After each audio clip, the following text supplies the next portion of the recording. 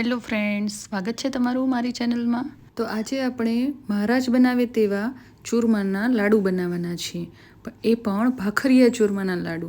એકદમ પ્રસંગોમાં બને તેવો જ ટેસ્ટ આવશે. અને જો તમે પહેલી વાર બનાવતા હોય તો આ રેસીપી અચૂક ટ્રાય કરજો. આ ગણેશ ચતુર્થીએ આ રીતે લાડુ બનાવશો તો બધાને ખાવાની ખૂબ જ મજા પડી જશે. તો ચલો શરૂ કરીએ.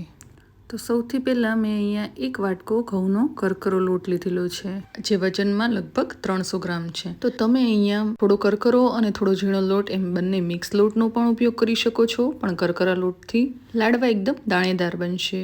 હવે અહીંયા 2 મોટી ચમચી અથવા 4 નાની ચમચી આપણે ઘીનું મોણ આપવાનું છે. હવે ઘી એડ કર્યા બાદ આપણે તેને બરાબર મિક્સ કરી લેવાનું છે.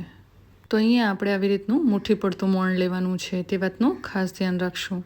તો હવે અહીંયા આપણે લોટ બાંધવા માટે સૌપ્રથમ 1 વાટકી દૂધનો ઉપયોગ કરીશું.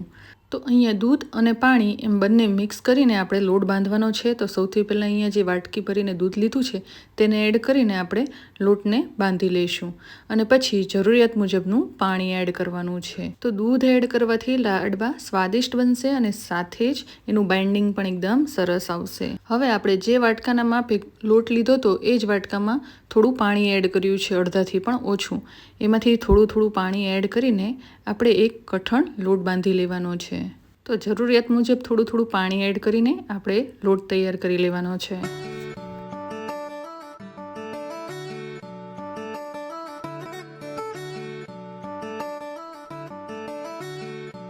તો લોટ બંધાઈ ગયો છે, તો હવે એને 5 મિનિટ માટે રેસ્ટ આપીશું.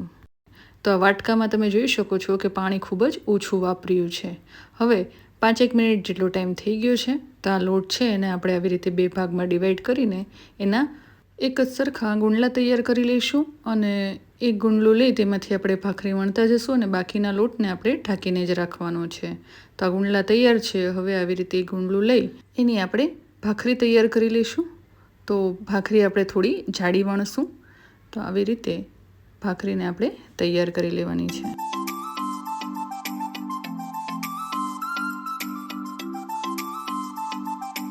હવે ભાખરી વણાઈ જાય એટલે એમાં છરીની મદદથી આવી રીતે થોડા કાપા પાડી લેવાના છે, જેથી કરીને ભાખરી સરસ રીતે ચડી જાય, કેમ કે આ ભાખરી છે તે થોડી આપણે જાડી વણવાની છે. તમે ભાખરીની થિકનેસ જોઈ શકો છો.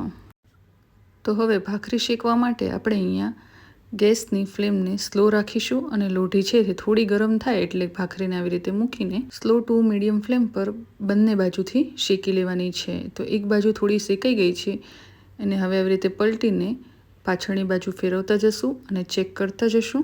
હવે બીજી બાજુ ભાખરીને આવી રીતે મીડિયમ ફ્લેમ પર હળવા હાથથી પ્રેસ કરતા જઈને શેકી લેવાની છે, જેથી તે કાચી ન રહે.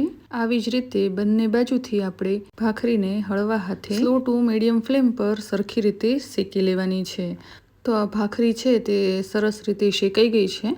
હવે તેને સાઈડ પર રાખી દઈશું ઠંડી થવા માટે, અને આવી જ રીતે બધી જ ભાખરીને વણતા જઈને બંને બાજુથી સરસ રીતે શેકીને તૈયાર કરી લેવાની છે.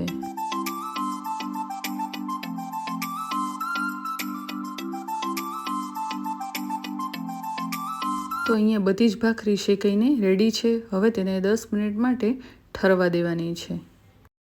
હવે ભાખરી ઠંડી થઈ ગઈ છે, તો આપણે એને મિક્સચરમાં ક્રશ કરી લઈશું. તો એના માટે આવી રીતે મિક્સી બોલમાં ભાખરીને તોડીને આવી રીતે નાના ટુકડા કરીને એડ કરી લઈશું. તો આપણે થોડી ભાખરી આવી રીતે એડ કરતા જઈને મિક્સચરમાં ક્રશ કરી લેવાની છે. તો અહીંયા થોડું કરકરું આપણે ક્રશ કર્યું છે. હવે એક વાસણમાં આવી રીતે ચોખાની ચાયણી લઈને આપણે તેને ચાળી લેવાનું છે. જો ચોખાની ચાયણી ન હોય તો તમે આવી ગરણીનો પણ ઉપયોગ કરી શકો છો. હવે તૈયાર કરેલા ભાખરીના ભૂકાને આવી રીતે તમે ચારણીમાં એડ કરીને હાથની મદદથી ચાળી લેવાનું છે. મેં અહીંયા થોડું વધારે કરકરું રાખ્યું છે. જો તમને આટલું બધું કરકરું ન ફાવતું હોય તો તમે એકદમ ઝીણો ભૂકો પણ કરી શકો છો. હવે આ વધારાના કરકરા ભૂકાને ફરીથી મિક્સી જારમાં એડ કરી સાથે જ ભાખરીને પણ તોડીને આવી રીતે નાના ટુકડા કરી એડ કરી લેવાનું છે. હવે આ બધાને ફરીથી આપણે થોડું કરકરું એવું ક્રશ કરી લેવાનું છે. તો તમે જોઈ શકો છો કે એકદમ સરસ રીતે આ ક્રશ થઈ ગયું છે. હવે તેને ફરીથી આવી રીતે ચાયણામાં એડ કરીને સરસ રીતે ચાળી લઈશું, અને સેમ પ્રોસેસથી બધી જ ભાખરીનો આવી રીતે ક્રશ કરીને ભૂકો તૈયાર કરી લઈશું. તો તમે જોઈ શકો છો કે આ ભાખરીનું ચૂરમું એકદમ સરસ રીતે તૈયાર થઈ ગયું છે.